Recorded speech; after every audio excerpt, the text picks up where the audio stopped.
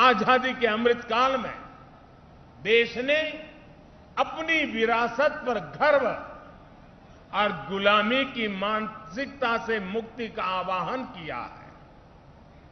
ये प्रेरणा भी हमें प्रभु राम से मिलती है। उन्होंने कहा था, जननी जन्मभूमिश्च स्वर्गादपि गरीयसी, यानी वो स्वर्णमयी लंका के सामने भी हीन भावना में नहीं आए, बल्कि उन्होंने कहा कि मां और मातृभूमि स्वर्ग से भी बढ़कर के है। इसी आत्मविश्वास के साथ जब वो अयोध्या में लौटकर आते हैं, तब अयोध्या के बारे में कहा जाता है, नवग्रह निखर अनिक बनाई, जनु धे अमरावती आई, यानी अयोध्या की तुलना स्वर्ग से की गई है।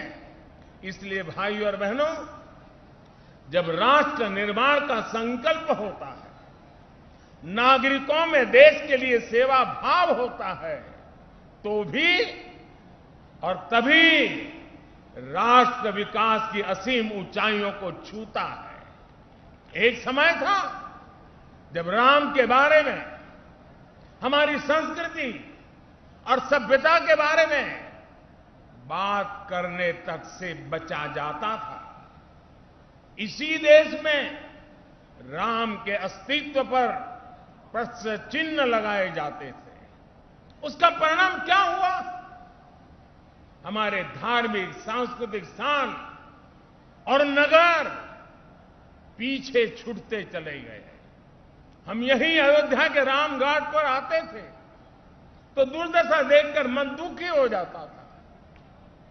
काशी की तंगहाली, वो गंदगी और वो गलियां परेशान कर देती थी। जिन स्थानों को हम अपनी पहचान का, अपने अस्तित्व का प्रतीक मानते थे, जब वही बदहाल थे तो देश के उत्थान का मनोबल अपने आप टूट जाता था। साथियों, बीते 8 वर्षों में देश ने हीन भावना की इन बेड़ियों को तोड़ा है। हमने भारत के तीर्थों के विकास की एक समग्र सोच को सामने रखा है।